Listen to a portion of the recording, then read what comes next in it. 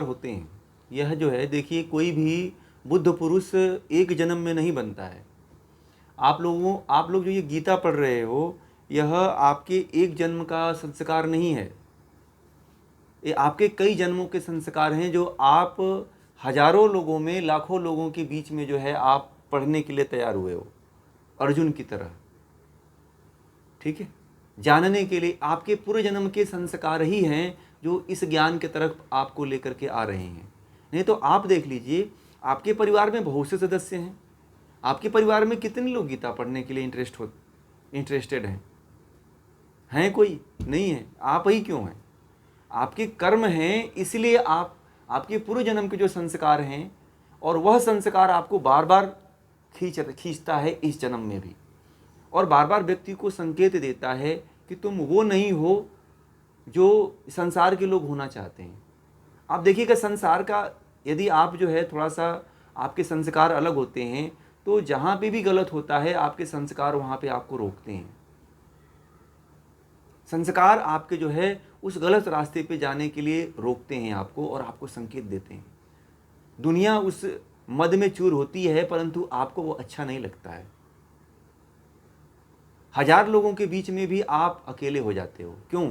क्योंकि आप अकेले नहीं होते हो, क्योंकि आपका संस्कार वहां पे सबसे अकेले होता है।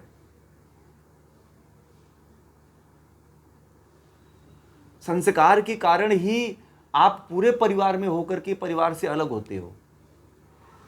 तो घर वाले कहते हैं कि अरे ये पता नहीं किस पे गई है, हमारे घर में तो कोई ऐसा था ही नहीं। तो अब उनको ये ज्ञान कहाँ है?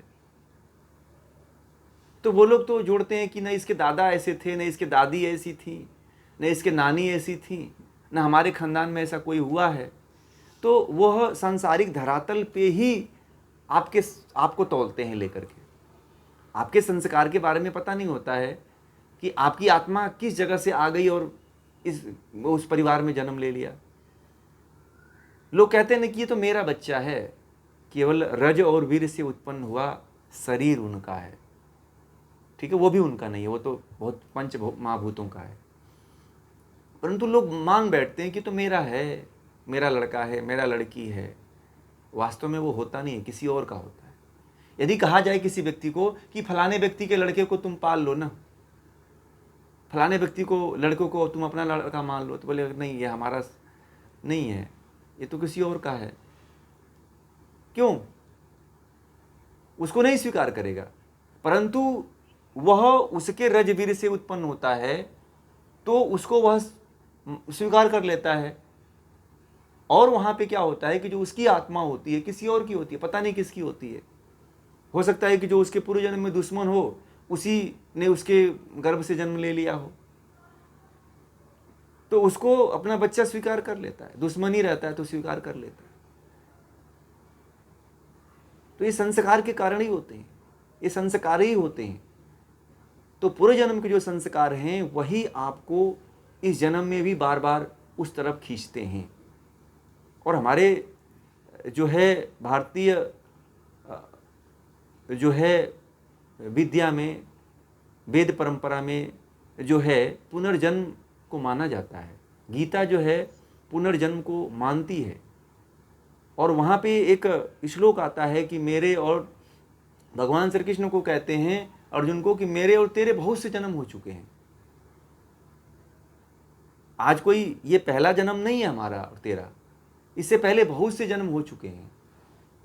तो इससे यह सिद्ध होता है कि पुनर्जन्म होता है। गीता भी इस बात को स्वीकार करती है कि पुनर्जन्म होते हैं।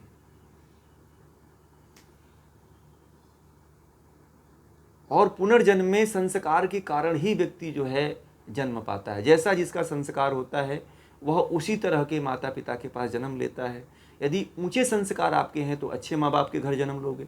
यदि आपके संस्कार निकृष्ट हैं तो आप जो है मध्यम निम्न कोटि के माँ बाप के यहाँ घर जन्म लोगे आप लोग, जहाँ आपके अनुकूल नहीं होगा अध्यात्म से को प्राप्त करना, अध्यात्म की तरफ पहुँच पाना। जी जी।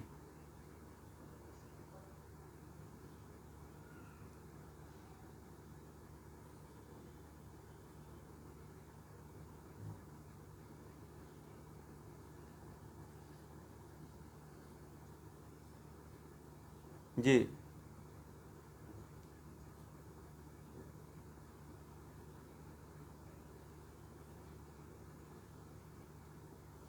देखिए, वह क्या होता है कि योग भ्रष्ट नहीं कह सकते, वह अ, कर्मों के जो है ना, कर्मों के जो फल हैं, उस कर्मों के फल के कारण जो है उसके साथ ऐसा घटित होता है।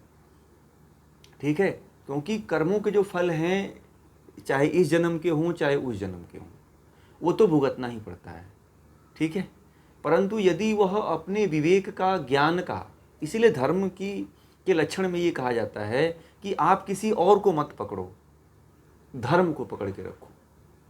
भगवान श्री कृष्ण ने गीता जब प्रारंभ हुई तो इसीलिए कहा कि धर्म को पकड़ के रखो, धर्म क्षेत्रे कुरुक्षेत्रे, तो धर्म को पकड़ लो आप। तो धर्म क्या है? ज्ञान, बुद्धि।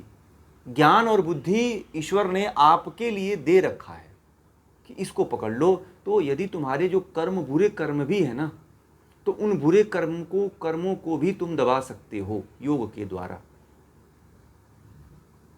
ये कर्म जो है, कर्म हमेशा हावी रहेंगे यदि आप धर्म की तरफ नहीं हो तो।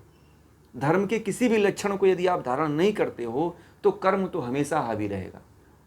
यदि आप धर्म को धारण करते हो तो कर्मों के प्रभाव को छीण कर सकते हो। कर्म का फल तो भोगना जरूर पड़ेगा, परंतु उससे आप निकल सकते हो योग के द्वारा। और वो चीज कर्म पे ही डिपेंड होता है, कर्म के कारण ही होता है।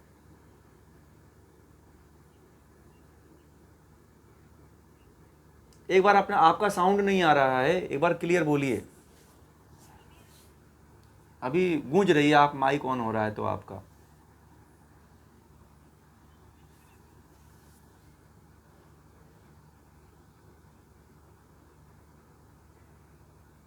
अभी क्लियर नहीं आ रही है आपकी आवाज।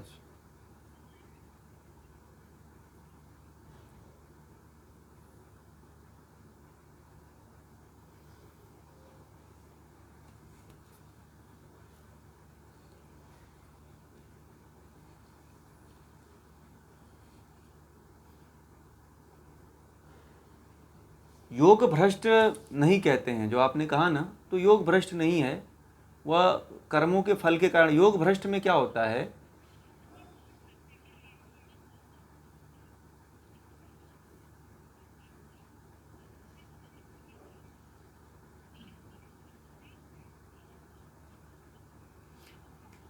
आपकी आपकी जो आवाज़ है ना वो पूरा मुझे क्लियर नहीं आ रही है, कि सुनाई नहीं दे रही है।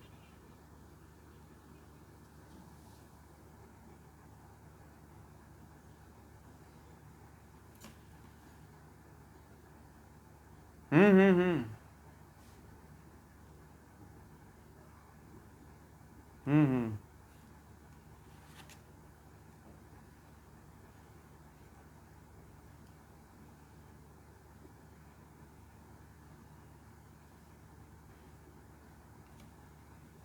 हाँ हाँ, वो बात सही है आपकी। वो हो, संप्रज्ञात समाधि तक कोई पहुंचता है तो ही वह बुद्ध हो सकता है। संप्रज्ञात या असंप्रज्ञात समाधि तक जो पहुंचता है तो ही वह पूर्व जन्म में, अगले जन्म में जो है बुद्ध हो सकता है। और जहाँ तक आपकी साधना रहती है ना, जहाँ तक आप सिंपल भाषा में समझो, योग दर्शन की भाषा में सब लोग नहीं समझ पाएंगे, तो मैं इसीलिए उधर उधर नहीं जाना चाहता हूँ। तो कहने का तात्पर्य यह है कि जिस तरह, मतलब जितना आप पहुँचे रहते हो साधना में, ठीक है, कि आप ईश्वर की, मतलब आत्मा तक पहुँचे रहते हो और आपकी मृत्यु हो जाती है, तो जो अगला जन्म होता है वहाँ पे आप बहुत जल्दी ही जो है, कम समय में अभ्यास और वैराग्य के द्वारा जो है आत्मज्ञान को प्राप्त हो जाते हो। ठीक है, बहुत जल्दी ही प्राप्त हो जाते हो। परंतु जहाँ से समाप्त हुई होती है आपकी यात्रा अध्यात्म की, वहीं से प्रारंभ होती है। ठीक है, सिंपल भाषा में समझिए। यानी कि आपकी मृत्यु हो जाए, जैसे मान लीजिए कि आप लोग अभी ये जो गीता पढ़ रहे हो, जो ज्ञान ग्रहण कर रहे हो आप लोग, तो यह ज्ञान आपका बना रहेगा पूर्व जन्म में भी। ठीक है, पूर्व जन्म में भी इसके यदि संस्कार डालते हो तो। संस्कार कब बनते हैं? जब आप इसका चिंतन करते हो, मनन करते हो, निधि ध्यासन करते हो, तो संस्कार बनता है। ठीक है, बार बार यदि अपने चित्त में इसको नहीं लाओगे इस ज्ञान को, तो फिर इस ज्ञान का संस्कार नहीं बनेगा। ठीक है, इस ज्ञान को बार बार आपको आपके चित्त में आना चाहिए, मन पे आना चाहिए, और इसका मनन करना चाहिए, इसका निधिध्यासन करना चाहिए। ठीक है, तब इसका संस्कार बनता है। और इसका संस्कार जब अभ्यास के द्वारा, बार बार अभ्यास के द्वारा बन जाता है, तब जाकर के वह पूर्ण संस्कार के खाते में जाकर के इकट्ठा हो जाता है। और जब संस्कार के खाते में इकट्ठा हो जाता है, तो जब अगले जन्म में हम जाते हैं, तो फिर यात्रा वहीं से प्रारंभ होती है। ठीक है, तो महात्मा बुद्ध जो है वहाँ तक पहुँचे होंगे। ठीक है, विवेक को जागृत किए होंगे। ठीक है, तो समाधियाँ कई तरह की होती हैं, तो कुछ समाधियों तक पहुँचे होंगे, 2-4 संप्रजात समाधि के नीचे वाली समाधियों में पहुँचे होंगे। जो संप्रजात समाधि के जो 4 समाधियाँ हैं, उन 2 समाधियों में पहुँचे होंगे। तो इस तरह से जो है व्यक्ति धीरे धीरे जो है जहाँ से यात्रा अपनी छोड़ के आता है, वहीं से उसके पूर्व जन्म में वह प्रारंभ करता है। ठीक है ना। यह तो आप लोग अपने मन से निकाल दीजिए कि जो हम कर्म कर रहे हैं वह कर्म का फल हमें नहीं मिलेगा। आप ये मत समझिएगा कि मेरी उम्र तो 60 साल हो गई, मैं तो अब बूढ़े हो गया, मैं तो 70 साल हो गया, अब ये गीता पढ़ के क्या करूँगा। तो इस भ्रम को हटा दीजिएगा। और कोई ये कहता है कि ये गीता पढ़ने से क्या होगा, इस उम्र में मैं पढ़ के क्या करूँगा, तो इस विचार को भी मन से हटा दीजिएगा। क्योंकि संस्कार जो होते हैं, जो जीवात्मा कभी बूढ़ी नहीं होती है। ठीक है, न जीवात्मा का अवस्था होती है, वो तो एक ही भाव में जी रही है, एक ही भाव में है। और जो संस्कार हैं वह भी वैसे के वैसे ही रहते हैं। शरीर भले बूढ़ा हो रहा है, शरीर पे मत ध्यान दीजिए, ज्ञान की तरफ ध्यान दीजिए। चाहे आपकी कितनी भी अवस्था हो चुकी है, आप गीता का संस्कार अपने भीतर बनाइए। यदि गीता का संस्कार आपके भीतर बन रहा है, तो आपको यह पूर्व जन्म में जरूर मिलेगा।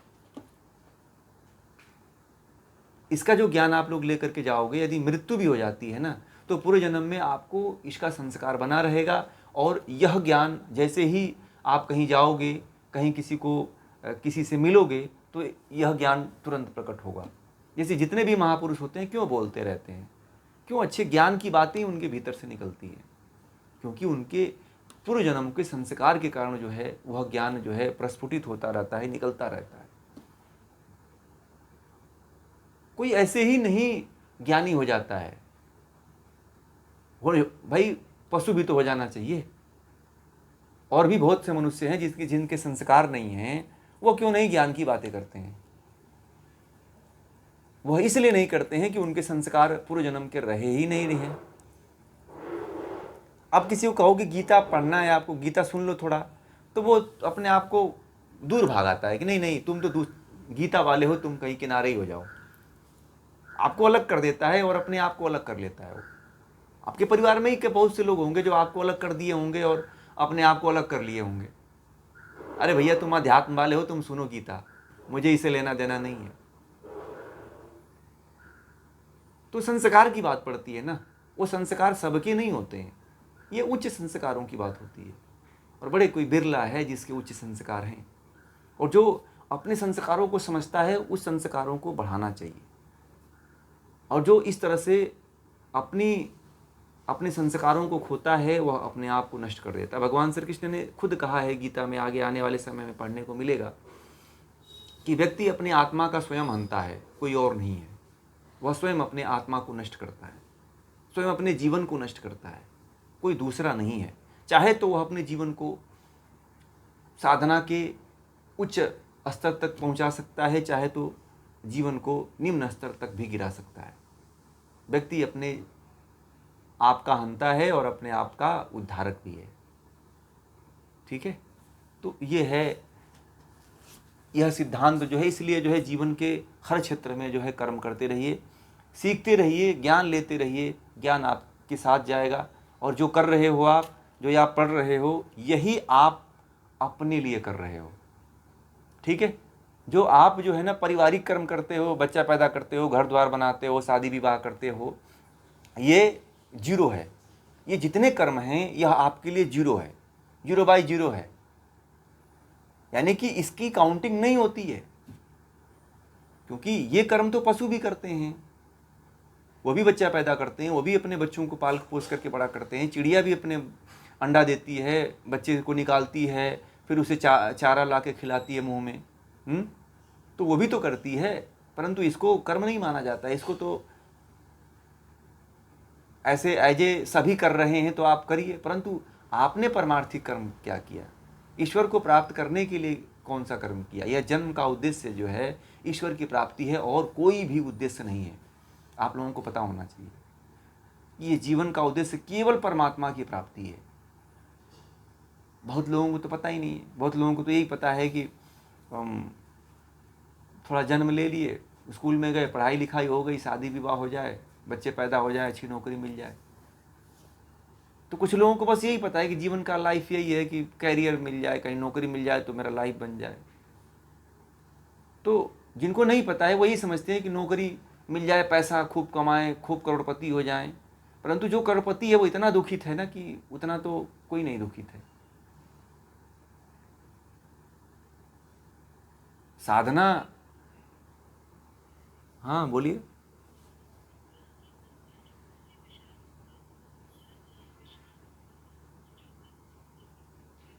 हम्म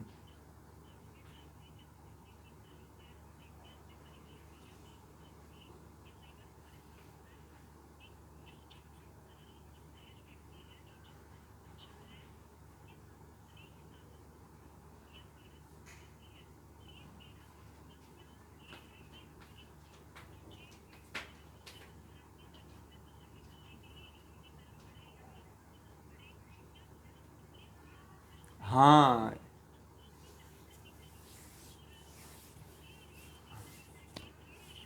ईश्वर का संकेत है, और उसको ईश्वर का विशेष संकेत है। एकदम सही पकड़ा है आपने। ईश्वर ने उसको एक विशेष संकेत दे रहा है और उसको जगाना चाहता है। उसके ऊपर ईश्वर की एक विशेष कृपा हो रही है और वह व्यक्ति जाग सकता है।